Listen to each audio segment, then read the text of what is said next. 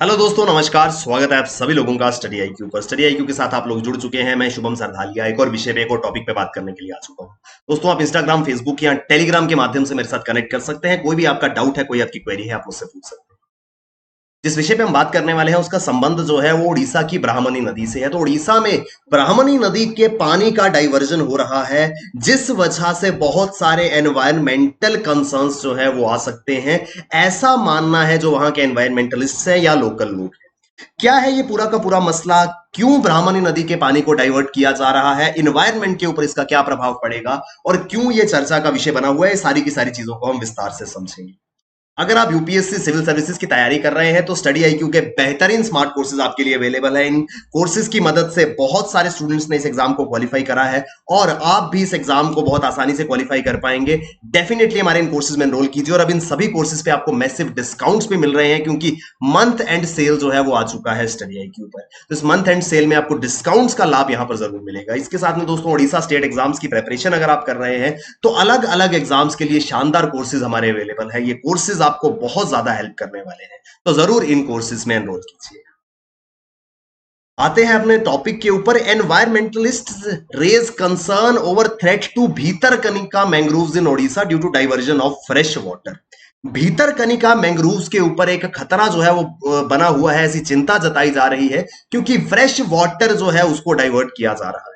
ओडिशा के अंदर mangroves, Bhitarkanika mangroves जो है वो बहुत इंपॉर्टेंट एक वेटलैंड है जहां पर ये मैंग्रोव्स जो है वो मौजूद है। और ये इतना इंपॉर्टेंट है कि इसको रामसर कन्वेंशन के अंदर नोटिफाई किया गया है, जो कि अंतरराष्ट्रीय इंपॉर्टेंस के वेटलैंड्स होते हैं, उनको रामसर कन्वेंशन के अंतर्गत जो है वो नोटिफाई किया जाता है। और ये भीतरकनिका मैंग्रोव्स जो है, these are in serious danger due to diversion of fresh water for a mega water project. तो एक बहुत बड़ी जल संबंधित परियोजना के चलते ये मैंग्रोव्स जो है वो खतरे में है। इसके बारे में विस्तार से हम लोग चर्चा करने वाले हैं।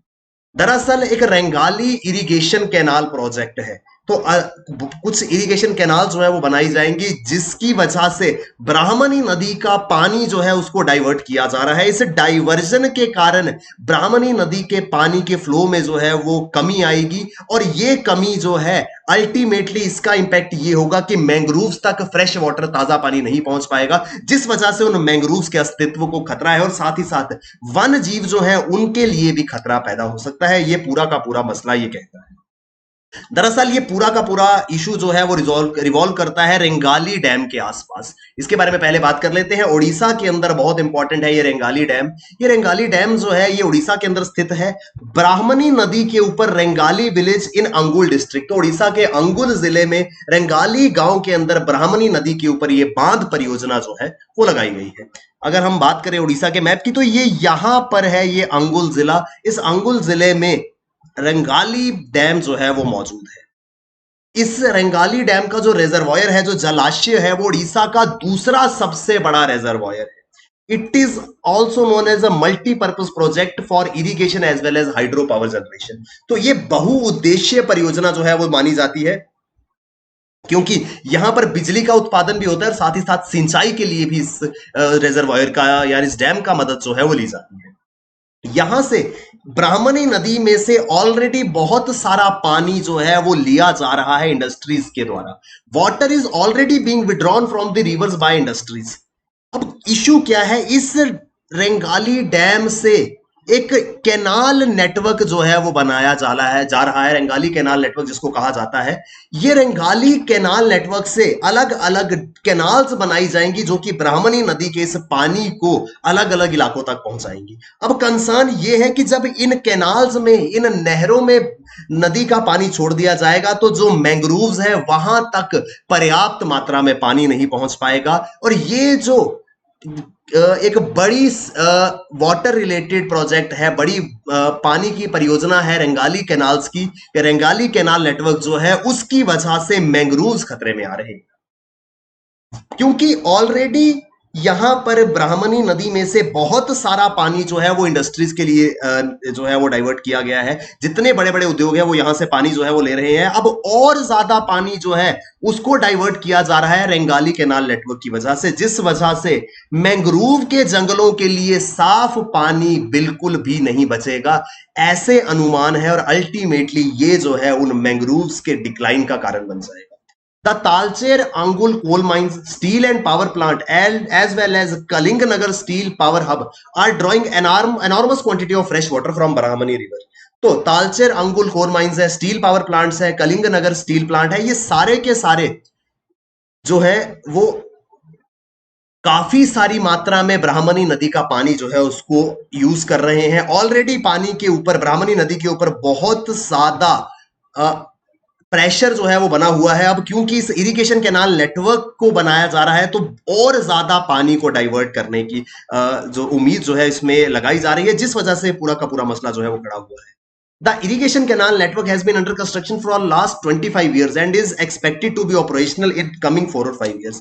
पिछले 20 वर्षों से ये परियोजना जो है वो निर्माणाधीन है, मगर ऐसी उम्मीद लगाई जा रही है कि अगले 4 से 5 सालों में ये परियोजना जो है वो पूरे रूप से चलना शुरू हो जाएगी। अब इसका प्रभाव जो है वो सीधा सीधा पड़ेगा सबसे पहले तो मैंग्रोव्स के ऊपर, मैंग्रोव के जंगलों के ऊपर इसका एक बड़ा प्रभाव जो है वो पड़ रहा है। मैंग्रोव के जंगल कुछ इस तरीके के यहां पर मौजूद हैं ब्राह्मणी नदी के किनारे पर। Mangroves in Bhitarkanika spread over an area of 195 square kilometre, 195 वर्ग किलोमीटर के क्षेत्र में ये मैंग्रोव्स जो है वो फैले हुए हैं। मैंग्रोव्स की खास बात क्या है, इनको फ्रेश वाटर और सैलाइन वाटर दोनों का मिक्सचर चाहिए होता है अपने ग्रोथ के लिए। तो ये फ्रेश वाटर और सॉल्ट वाटर जहां दोनों मिलते हैं वहीं पर ये मैंग्रोव्स होते हैं। अब mangroves need both fresh and salt water to survive and the irrigation canal network will lead to acute shortage of fresh water in Bhitarkanika. यहां पर भीतरकनिका जो है वो दरअसल जो बे ऑफ बंगाल से सैलाइन वाटर जो है वो लेते हैं, ठीक है जी। सैलाइन वाटर जो है वो यहां पर बे ऑफ बंगाल से आ जाता है, मगर फ्रेश वाटर के लिए ब्राह्मणी नदी जो है वो एकमात्र सोर्स है। जब ब्राह्मणी नदी का पानी कम होगा तो अमाउंट ऑफ सैलाइन वाटर जो है वो इंक्रीज कर जाएगा, फ्रेश वाटर की क्वांटिटी कम हो जाएगी, जिस वजह से mangroves in Bhitarkanika will not survive on saline water alone. मात्र खारे पानी पर ये मैंग्रोव्स जीवित नहीं रह पाएंगे, ब्राह्मणी नदी से साफ पानी फ्रेश वाटर पहुंच नहीं पाएगा, सिर्फ सैलाइन वाटर पर इनका सर्वाइव कर जाना मुश्किल होगा। ये है पूरा का पूरा मसला। इसी के साथ में एक और इंपॉर्टेंट इशू यहां पे अराइज हो रहा है। There could be a quantum increase in the man crocodile conflict since the estuarine crocodiles would leave the core sanctuary area and migrate upstreams once salinity increases. यहां पर भीतरकनिका मैंग्रोव्स के साथ में भीतरकनिका नेशनल पार्क जो है वो भी मौजूद है। ये भीतरकनिका नेशनल पार्क के अंदर काफी सारी मात्रा में फ्रेश वाटर क्रोकोडाइल, एस्ट्यूराइन क्रोकोडाइल जिनको कहा जाता है, वो मौजूद है। जैसे ही खारे पानी की मात्रा यहां पर बढ़ेगी, ये जो क्रोकोडाइल्स हैं ये अपना सेंचुरी का इलाका छोड़ करके बाहर की ओर निकलेंगे, और जिसकी वजह से हो सकता है कि मैन एनिमल या क्रोकोडाइल मैन की कॉन्फ्लिक्ट जो है वो बढ़ जाए, इंसानों के साथ में इनकी भिड़ंत हो सकती है, क्योंकि अपना कोर एरिया जहां पर ये रह रहे थे उसको छोड़ करके ये बाहर की ओर भागेंगे, क्योंकि वहां पे खारे पानी की मात्रा बढ़ रही है। तो मैंग्रोव्स के लिए खतरा है। क्रोकोडाइल्स का जो हैबिटेट है, नेचुरल हैबिटेट जहां वो रहते थे, वहां पर इसकी वजह से, इस डाइवर्जन की वजह से प्रॉब्लम आएगी। तो काफी सारी प्रॉब्लम्स जो है वो साइमल्टेनियसली यहां पे खड़ी हुई। ये पूरा का पूरा इशू जो है वो भीतरकनिका मैंग्रोव्स का है, ब्राह्मणी नदी के किनारे। यहां पर इंपॉर्टेंट हो जाता है भीतरकनिका नेशनल पार्क को समझना। तो ये एक second largest mangrove forest in India है and is a Ramsar site. मैंने आपको स्टार्टिंग में बता दिया, वेटलैंड है और रामसर साइट है क्योंकि अंतरराष्ट्रीय इंपॉर्टेंस इसका है। इसको जो है वो नेशनल पार्क घोषित किया गया था 1988 में। It was declared as a Bhitarkanika national park in the year 1988।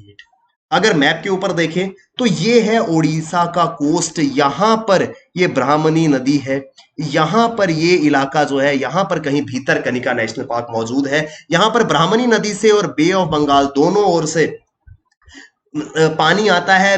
Bay of Bengal से सॉल्ट वाटर आ रहा है, सैलाइन वाटर आ रहा है, और ब्राह्मणी नदी से फ्रेश वाटर आ रहा है। ये दोनों पानी जब मिलते हैं तो ये मैंग्रोव्स की ग्रोथ के लिए आइडियल सिचुएशन, आइडियल लोकेशन बन जाता है। लेकिन अब यहां पर प्रॉब्लम क्या आ रही है कि फ्रेश वाटर का फ्लो डिक्लाइन कर गया है क्योंकि ब्राह्मणी नदी को डाइवर्ट कर दिया गया है। तो इस वजह से बहुत सारी प्रॉब्लम्स यहां पर आने की जो है वो अनुमान लगाए जा रहे हैं और ये एक बहुत इंपॉर्टेंट प्रॉब्लम जो है वो बन रहा है। इस विषय पे हम लोग चर्चा कर रहे थे। आई होप हमको ये आर्टिकल जो है वो समझ में आया होगा। उड़ीसा का ब्राह्मणी रिवर और साथ ही साथ वहां पर इस ब्राह्मणी नदी के पानी को डाइवर्ट करने के ऊपर ये पूरा का पूरा मसला था। दोस्तों, अगर आप यूपीएससी, स्टेट पीसीएस या किसी भी एग्जाम की तैयारी कर रहे हैं तो आपके लिए शानदार कोर्सेज स्टडी आई क्यू पर अवेलेबल है। इन सभी कोर्सेज पे आपको मैसिव डिस्काउंट मिल रहे हैं क्योंकि मंथ एंड सेल आ चुका है। इन सभी ऑफर्स का लाभ उठाएं और अपनी प्रेपरेशन को हमारे साथ बेहतर बनाएं। दोस्तों, ओडिशा स्टेट एग्जाम्स की प्रेपरेशन में आपके लिए शानदार कोर्सेज अवेलेबल हैं। ये सारे के सारे कोर्सेज आपको बहुत हेल्प करेंगे। Thank you very much. All the best. Keep working hard. Bye bye. Take care. जय हिंद।